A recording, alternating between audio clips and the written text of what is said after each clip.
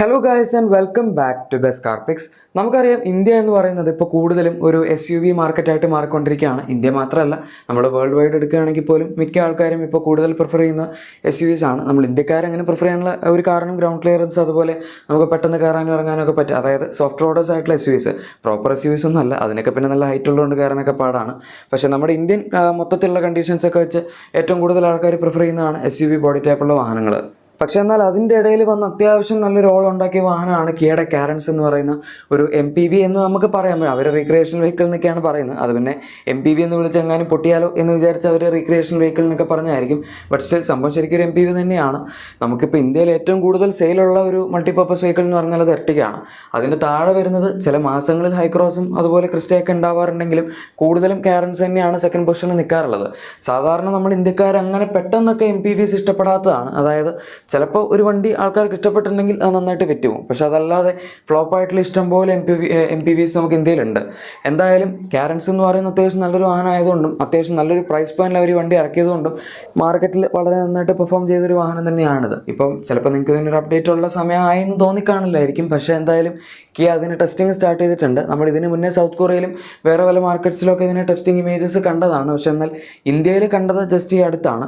ഈ അടുത്ത് എന്ന് പറയുമ്പം കുറച്ച് മുന്നേ വന്നതാണ്. ഞാനിപ്പോഴാണ് വീഡിയോ ചെയ്യുന്നതെന്ന് മാത്രം. ബട്ട് സ്റ്റിൽ വണ്ടി നമുക്ക് കാണാൻ ഏകദേശം കിയയുടെ പുതിയ ഇലക്ട്രിക് വാഹനങ്ങളുടെയൊക്കെ പോലത്തെ ഒരു ലുക്കാണ് വരുന്നത്. ഇപ്പോൾ ഫ്രണ്ട് പ്രൊഫൈലൊക്കെ എടുക്കാനാണെങ്കിൽ നമ്മൾ ഇതിന് മുന്നേ ഇൻ്റർനാഷണലി കണ്ട വണ്ടികളുടെയൊക്കെ സെയിം ലുക്ക് തന്നെയാണ് ഇവിടെ കൊടുത്തിരിക്കുന്നത്. ഇന്ത്യൻ ടെസ്റ്റിംഗ് ഇപ്പോഴാണ് തുടങ്ങുന്നതെന്ന് മാത്രമേ ഉള്ളൂ.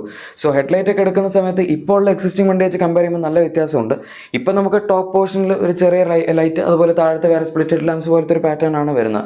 ഇപ്പോൾ അത് മാറിയിട്ട് മൊത്തം ഒരൊറ്റ ഹെഡ് ലാമ്പ് അറിയ പോലെ തന്നെയാണ് കൊടുത്തിരിക്കുന്നത്. പക്ഷേ അതിനകത്ത് ചെറിയൊരു കണക്ഷൻ കൊടുത്തിട്ടുണ്ടെന്നുള്ളൂ. ബാക്കി മെയിൻ ഹെഡ്ലൈറ്റ് ഒക്കെ താഴെയും ടോപ്പ് പോർഷൻ DRLs അത് തന്നെയാണ് ഇപ്പോഴും ഒരു ബേസിക് സ്ട്രക്ചർ വരുന്നത്. പിന്നെ കണക്റ്റഡ് ഹെഡ്ലൈറ്റ്സ് പോലത്തെ ഒരു ചെറിയ ട്രിം അവരവിടെ കൊടുത്തിട്ടുണ്ട്. അത് ഫംഗ്ഷനാണെന്ന് തോന്നുന്നില്ല, ഒരു ബോഡിയുടെ എലമെൻറ്റ് പോലെ തന്നെയാണ് തോന്നുന്നത്. പക്ഷേ കൂടുതലും എനിക്ക് കിയയുടെ ഇലക്ട്രിക് വണ്ടികളുടെയൊക്കെ പോലത്തെ ഒരു ലുക്കാണ് ഇതിന് തോന്നിയത്. ഇനി ഈവൻ സൈഡ് പ്രൊഫൈലിലേക്ക് വരാനാണെങ്കിൽ നമുക്ക് പുതിയ സെറ്റ് ഓഫ് അലോയ് വീൽസ് കാണാൻ പറ്റും. 16 ഇഞ്ചാണ് അവരിപ്പോൾ കാരൻസിൽ കൊടുക്കുന്നത്. ഇതിൻ്റെ അകത്ത് 17 ഇഞ്ച് കൊടുക്കുമെന്നറിയില്ല. അവർ അന്ന് 16 ഇഞ്ച് കൊടുത്ത് നിർത്തിയത് നമുക്ക് നല്ല റൈഡ് ക്വാളിറ്റി കിട്ടിക്കോട്ടെ എന്ന് വിചാരിച്ചാണ്. MPV എന്ന് പറയുമ്പം ഒരുപാട് വലിയ വീൽസ് കൊടുത്ത് അങ്ങനെ റൈഡ് കൊളാക്കേണ്ട കാര്യമില്ലല്ലോ. ഇവിടെ ഇപ്പോൾ ഒരു 17 ഇഞ്ച് കൊടുക്കുകയാണെങ്കിൽ തീർച്ചയായും എസ്തെറ്റിക്സിൻ്റെ ആ ഒരു പോയിന്റ് ഓഫ് വ്യൂവിൽ തന്നെ ആയിരിക്കും കൊടുത്തിട്ടുണ്ടാവുക. പിന്നെ ഇതൊരു ഫേസ് ലിഫ്റ്റ് ആയതുകൊണ്ട് പ്ലാറ്റ്ഫോമിലൊന്നും വ്യത്യാസം വരുന്നില്ല. അതുകൊണ്ട് തന്നെ സൈഡ് പ്രൊഫൈലൊക്കെ അത്യാവശ്യം നല്ല സെയിം ആയിരിക്കും. പിന്നെ നമുക്ക് പറയാൻ പറ്റുന്ന ചെറിയ രീതിയിലുള്ള കുറച്ച് കോസ്മെറ്റിക് ബിറ്റ്സ്, അതായത് സൈഡ് ക്ലാഡിങ്ങോ പിന്നെ മിററിനൊക്കെ എന്തെങ്കിലും ചേഞ്ചസ് അങ്ങനെയൊക്കെ ഉണ്ടെങ്കിലേ ഉള്ളൂ. മിററിൽ ശരിക്കും 360 ഡിഗ്രി ക്യാമറ ആഡ് ആവുകയാണെങ്കിൽ ഒരു ചെറിയ ബൾജിങ് പോലെ വരുമായിരിക്കും. പിന്നെ ഫ്ലഷ് ഫിറ്റിംഗ് ഡോർ ഹാൻഡിൽസ് ഒന്നും ഉണ്ടെന്ന് എനിക്ക് തോന്നുന്നില്ല. കാരണം അതിൻ്റെ അകത്ത് നമുക്ക് ആ കവറിങ്ങിൽ ഒരു ചെറിയ ബൾജിങ് കാണാം. ഇൻ കേസ് ഫ്ലഷ് ഫിറ്റിംഗ് ഉണ്ടായിരുന്നെങ്കിൽ ആ ഒരു കവറിങ്ങിൽ ബൾജിങ് ഉണ്ടാവില്ലായിരുന്നു. പക്ഷേ സെറോസിലൊക്കെ അവർ എടുത്ത് ഫ്ലഷ് ഫിറ്റിംഗ് ഡോർ ഹാൻഡിൽസ് കൊണ്ടുവന്നതാണ്. സോ ഇനിയിപ്പോൾ ഒരു പുതിയ വണ്ടി ഇറക്കുമ്പോൾ ശരിക്കും ഇതിനകത്ത് അത് കൊടുക്കേണ്ടതാണ് ഒരു രീതി നോക്കിയാൽ. പിന്നെ എഗെയിൻ ഫേസ് ലിഫ്റ്റ് ആയതുകൊണ്ട് നമുക്ക് ഡയമെൻഷൻസിലൊന്നും അങ്ങനെ പ്രത്യേകിച്ച് വ്യത്യാസമൊന്നും പറയാനില്ല. പിന്നെ റിയർ പ്രൊഫൈൽ നോക്കാനാണെങ്കിലും ഇപ്പോഴത്തെ വാഹനത്തിൻ്റെ റിയർ പ്രൊഫൈൽ കുഴപ്പമില്ല. പക്ഷേ അത് ഒരു ഇത്തിരി എനിക്ക് പേഴ്സണലി കാരൻസിൻ്റെ റിയർ ഡിസൈൻ അത്ര ഇഷ്ടമല്ല. പക്ഷേ ഇതിലേക്ക് വരുമ്പോഴേക്കും അവർ നല്ല തിന്നായിട്ടുള്ള LED ലൈറ്റ്സ് ഒക്കെ കൊടുത്ത് വണ്ടി അത്യാവശ്യം നല്ലൊരു ലുക്ക് ആക്കിയതുപോലെ തോന്നുന്നുണ്ട്. കംപ്ലീറ്റ്ലി ക്യാമഫ്ലാഷ്ഡ് ആണ്. പിന്നെ ഇതിൻ്റെ റിയർ ഡിസൈൻ്റെ ടെസ്റ്റിംഗ് നമുക്ക് ഇന്ത്യൻ വണ്ടിയിൽ കാണാൻ പറ്റിയിട്ടില്ല. ഇതിപ്പം കൊറിയൻ വണ്ടി സംതിങ് ആണ്. അതായത് ഇന്ത്യൻ മാർക്കറ്റിലുള്ള ടെസ്റ്റിംഗ് വണ്ടിയുടെ ഇമേജ് അല്ല ഇത്. ബട്ട് സ്റ്റിൽ നമുക്ക് ഏകദേശം റിയർ ഡിസൈൻ്റെ ഒരു പിക്ചർ കിട്ടാൻ വേണ്ടി കാണിച്ചെന്ന് മാത്രം. ഇത് കണ്ടിട്ട് എനിക്ക് അത്യാവശ്യം നന്നായിട്ടാണ് തോന്നുന്നത്. ഓവറോൾ ഒരു പ്രൊപ്പോർഷനേറ്റ് ആയിട്ടുള്ളൊരു ഡിസൈൻ ആയതുപോലെ ഉണ്ട്. പിന്നെ ബോക്സി ഡിസൈൻ ഒന്നും മാറിയിട്ടില്ല. ഈ വണ്ടി മെയിനായിട്ട് യൂട്ടിലിറ്റി ഫോക്കസ് ചെയ്യുന്നുണ്ട്. അത് മാറ്റി സ്ലോപ്പിംഗ് ഒക്കെ ആക്കി കഴിഞ്ഞാൽ കംപ്ലീറ്റ് പണിയാവും. ഹെഡ് റൂം കൊളാവും. പിന്നെ വണ്ടിയുടെ ഓവറോൾ സ്പേസ് നമുക്ക് ആ ഒരു ഫീൽ കുറയും. അങ്ങനത്തെ കുറേ പ്രശ്നങ്ങളൊക്കെ ഉള്ളതുകൊണ്ട് അതെന്തായാലും ചെയ്യില്ല. നമുക്ക് ജസ്റ്റ് ഇതിൻ്റെ റെൻഡേഴ്സ് നോക്കാം. ഇത് SRK ഡിസൈൻസ് പുറത്തുവിട്ടിരിക്കുന്ന റെൻഡേഴ്സാണ് വണ്ടിയുടെ ആ ഒരു ടെസ്റ്റിംഗ് ഇമേജസ് ഒക്കെ കണ്ടതിന് ശേഷം. സോ ഇതുപോലെ ആയിരിക്കാം മിക്കവാറും നമ്മുടെ പുതിയ വാഹനത്തിന് ഡിസൈൻ വരാൻ പോകുന്നത്. ഇവിടെ നമ്മൾ നേരത്തെ ആ റെൻഡറായിട്ട് സ്പൈ ഷോട്ടുമായിട്ട് കണ്ടതുപോലെ വളരെയധികം സാദൃശ്യമുള്ളൊരു പാറ്റേണിലാണ് അവർ ഇത് ഡിസൈൻ ചെയ്തിരിക്കുന്നത്. ഇനി നമുക്ക് ഇൻറ്റീരിയർ ഇതുവരെ സ്പൈ ഷോട്ടിൽ കിട്ടിയിട്ടില്ല എങ്കിലും അത്യാവശ്യം നല്ല ചേഞ്ചസ് ഇൻറ്റീരിയറിൽ എക്സ്പെക്ട് ചെയ്യാം. ഇപ്പോൾ സെൽട്ടോസും അതുപോലെ സോണറ്റൊക്കെ ഒരു ഫേസ് ലിഫ്റ്റ് ചെയ്ത സമയത്ത് പ്രത്യേകിച്ച് സെൽട്ടോസിൽ ഇൻറ്റീരിയറിൽ കംപ്ലീറ്റ് ആയിട്ടുള്ളൊരു മേക്ക് ഓവർ ആയിരുന്നു നമുക്ക് കാണാൻ പറ്റിയത്. സോണറ്റിലും ചെറുതായിട്ടുണ്ടായിരുന്നു. പക്ഷേ കൂടുതലും അങ്ങനെ വലിയൊരു മേക്ക് ഓവർ വന്നത് സെൽട്ടോസിൻ്റെ കേസിലാണ്. കാരൻസിൻ്റെ ഇൻറ്റീരിയർ ഇപ്പോൾ ഔട്ട്ഡേറ്റഡ് ആയിട്ടൊന്നുമില്ല. പക്ഷേ എന്നാൽ കുറച്ചധികം ഫീച്ചേഴ്സ് ഇപ്പോൾ ഇതിനകത്ത് മിസ്സിംഗ് ആണ്. പ്രത്യേകിച്ച് കിയ തന്നെ അവരുടെ സെറോസിൽ ടൺ കണക്കിന് ഫീച്ചേഴ്സ് വെച്ച് ലോഡ് ചെയ്ത് വെച്ചിരിക്കുകയാണ്.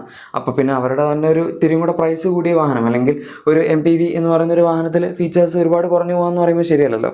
ഇതിൻ്റെ അകത്ത് അവർക്ക് വേണമെങ്കിൽ റിയർ സീറ്റ് വെന്റിലേഷനൊക്കെ ഈസി ആയിട്ട് കൊടുക്കാവുന്നുള്ളൂ. ക്യാപ്റ്റൻ സീറ്റ്സ് ഉള്ളതുകൊണ്ട് സെറോസ് പോലെ താഴത്ത് മാത്രം ആക്കണമെന്നില്ല. വേണമെങ്കിൽ ബാക്ക് സപ്പോർട്ട് ഉള്ളിടത്തും കൂടെ നമുക്ക് വെന്റിലേഷൻ കൊടുക്കാനുള്ള ഒരു ഓപ്ഷൻ ഇതിന് ഇതിനകത്ത് അവർക്ക് ചെയ്യാൻ പറ്റും. പിന്നെ ഇതിൻ്റെ അകത്ത് ഇല്ലാതിരുന്ന കുറച്ച് ഫീച്ചേഴ്സാണ് പാനോറാമിക് സൺറൂഫ്, അതുപോലെ നമ്മുടെ 360 പാർക്കിംഗ് ക്യാമറ, അങ്ങനത്തെ കുറച്ച് ബേസിക് ആയിട്ടുള്ള സംഭവങ്ങൾ. അത് ശരിക്കും കൊടുക്കേണ്ടതായിരുന്നു. പക്ഷേ ഇവരിപ്പോൾ ടെസ്റ്റ് ചെയ്തുകൊണ്ടിരിക്കുന്ന വണ്ടിയുടെ റൂഫിലേക്ക് നോക്കുകയാണെങ്കിൽ അതിൻ്റെ അകത്ത് സിംഗിൾ പെയിൻ സൺറൂഫ് തന്നെയാണ് നമുക്ക് കാണാൻ പറ്റുന്നത്. ഇനി വണ്ടി ലോഞ്ച് ചെയ്യുമ്പോൾ പാനോറാമിക് കൊടുക്കുകയായിരുന്നെങ്കിൽ നല്ലതായിരുന്നു. കാരണം അഗൈൻ സിറോസിൽ വരെ അവരിപ്പോൾ പാനോറാമിക് സൺറൂഫാണ് കൊടുക്കുന്നത്. സോ അതൊരു ഇത്തിരി മോശമായിട്ടുള്ളൊരു കാര്യമായി പോയി. പിന്നെ എഞ്ചിൻ ഓപ്ഷൻസിലൊന്നും നമുക്ക് എന്തായാലും വലിയ വ്യത്യാസമൊന്നും വരാൻ പോകുന്നില്ല. ഇപ്പോൾ തന്നെ മൾട്ടിപ്പിൾ ആയിട്ടുള്ള പവർ ഓപ്ഷൻസ്, എഞ്ചിൻ ഓപ്ഷൻസ് എല്ലാം ഈ വാഹനത്തിൽ കിട്ടുന്നുണ്ട്. 1.5 ലിറ്റർ പെട്രോൾ എഞ്ചിൻ നമുക്ക് അവർ ബേസിക് ലെവലിൽ അവർ കൊടുക്കുന്നുണ്ട്. അതിന് മുകളിലേക്ക് പോകാനാണെങ്കിൽ 1.5 litre TGDI turbo petrol engine available ആണ്. പിന്നെ 1.5 ലിറ്റർ ഡീസൽ അത്യാവശ്യം നല്ല എഫിഷ്യൻസി, പിന്നെ സിറ്റി ട്രാക്ടബിലിറ്റി ഒക്കെ, ഡീസലിൻ്റെ ഒരു മൈലേജ് ഒക്കെ വേണമെന്നുണ്ടെങ്കിൽ അതും അവർ ഓഫർ ചെയ്യുന്നുണ്ട്. 6 സ്പീഡ് മാനുവലും അതുപോലെ തന്നെ 6 സ്പീഡ് ടോക്കൺ മോട്ടർ ഓട്ടോമാറ്റിക് ആണ് കിട്ടുന്നത്. Kia IMT കംപ്ലീറ്റ് എടുത്ത് കളഞ്ഞു. നേരത്തെ അവർ ചില വേരിയൻസിലൊക്കെ ഇപ്പോൾ ബേസ് മോഡൽ എടുക്കുകയാണെങ്കിൽ IMT, അല്ലെങ്കിൽ ചില വേരിയൻസിലൊക്കെ IMT മാത്രം എന്നൊക്കെ പറഞ്ഞായിരുന്നു കൊടുത്തുകൊണ്ടിരുന്നത്. ഇപ്പോൾ എന്തായാലും അങ്ങനത്തെ സംഭവങ്ങളൊന്നുമില്ല. നിങ്ങൾക്ക് മാനുവൽ വേണമെന്നുണ്ടെങ്കിൽ മാനുവൽ അവർ തരുന്നുണ്ട്. അതവർക്ക് മനസ്സിലായെന്ന് തോന്നി. ഇനിയിപ്പോൾ IMT കൊടുത്തിട്ടൊരു കാര്യമൊന്നുമില്ലാന്ന്. എന്തായാലും ഗൈസ്, ഈ വണ്ടിയെ പറ്റിയുള്ള നിങ്ങളുടെ അഭിപ്രായം എന്താണ് എന്ന് താഴെ കമൻസിൽ പറയാം. ഇങ്ങനൊരു വണ്ടി വന്നാൽ നിങ്ങൾ ഇതായിരിക്കുമോ വാങ്ങുക, അല്ലെങ്കിൽ ഒരു SUV ആയിരിക്കും ഇനി പ്രിഫർ ചെയ്യുക, തുടങ്ങിയ കാര്യങ്ങളൊക്കെ. നമുക്ക് ഇഷ്ടംപോലെ ഇലക്ട്രിക് വാഹനങ്ങൾ ഇപ്പോൾ കിട്ടുന്നുണ്ട്. വേറൊരു ന്യൂസ് എന്താണെന്ന് വെച്ചാൽ ഇതിൻ്റെ കൂടെ തന്നെ പെട്ടെന്ന് അവരുടെ കാരൻസ് ഇലക്ട്രിക്കും ലോഞ്ച് ആവും എന്ന് പറയുന്നുണ്ട്. അതവർ ഓൾറെഡി പ്ലാൻ ചെയ്ത് വെച്ചിരുന്നൊരു വണ്ടിയായിരുന്നു കാരൻസിൻ്റെ EV. പക്ഷേ ഇപ്പോൾ ഈ അടുത്ത് നമ്മൾ ക്രെറ്റ EV കണ്ടു. ഏകദേശം അതുപോലത്തെ ഉള്ളൊരു സെയിം ബാറ്ററി, അല്ലെങ്കിൽ ഓൾമോസ്റ്റ് സിമിലർ ആയിട്ടുള്ള സ്പെക്സ് ഒക്കെ വെച്ചിട്ട് തന്നെയായിരിക്കും കാരൻസിൻ്റെ EVയും വരാൻ പോകുന്നത്. പിന്നെ ക്രെറ്റ EVയുടെ പവറൊക്കെ അത്യാവശ്യം നല്ല നമുക്ക് 7.9 സെക്കൻഡ്സിൽ 0 ടോണൊക്കെ അതിൻ്റെ അകത്ത് കിട്ടുന്നുണ്ട്. 173 bhp ഒക്കെ അവർ പവർ കൊടുത്തിട്ടുണ്ട്. പക്ഷേ എനിക്ക് ആ പടം അതിൻ്റെ അകത്ത് തോന്നിയത് ബാറ്ററി ഓപ്ഷൻ ഇത്തിരി കൂടെ വലുതാക്കായിരുന്നു എന്നുള്ളതാണ്.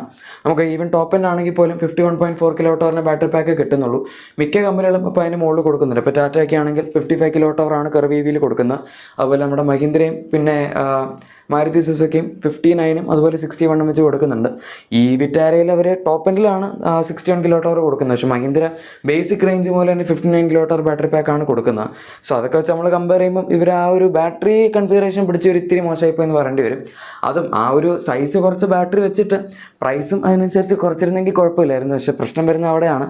നമുക്കിപ്പോൾ മഹീന്ദ്രയുടെ ഇലക്ട്രിക് വാഹനങ്ങൾ അത്രയും വലിയ ബാറ്ററിയും വെച്ച് ഓൾമോസ്റ്റ് സിമിലർ പ്രൈസിലാണ് കിട്ടുന്നത്. ഇപ്പോൾ ക്രെറ്റ EV ഒക്കെ പ്രൈസ് സ്റ്റാർട്ട് ചെയ്യുന്നത് നമ്മുടെ മഹീന്ദ്ര V6 വെച്ച് കമ്പയർ ചെയ്യുമ്പോൾ 1 ലക്ഷം രൂപയുടെ അടുത്ത് ഡിഫറൻസേ ഉള്ളൂ.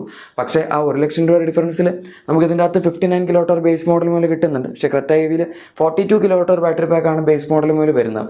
അപ്പോൾ ഇത്തരത്തിലുള്ള കാര്യങ്ങളൊക്കെ സോൾവ് ചെയ്തിട്ട് കേക്ക് ഈ ഒരു കാരൻസ് ഇലക്ട്രിക് ഇറക്കാൻ പറ്റുമെങ്കിൽ, അവർ ആദ്യം പ്ലേസ് ചെയ്ത പോലെ ഒരു വാല്യൂ ഫോർ മണി വണ്ടി എന്നുള്ള രീതിയിൽ കൊടുക്കാൻ പറ്റുമെങ്കിൽ അത് നല്ലൊരു ഓപ്ഷൻ ആയിരിക്കും എന്ന് പറയാം. എനിക്ക് അതുകൊണ്ട് തന്നെ ക്രെറ്റ EV പേഴ്സണലി അത്രയും ഇംപ്രസീവ് ആയിട്ട് തോന്നിയില്ല, പ്രത്യേകിച്ച് അതിൻ്റെ പ്രൈസ് കാരണം.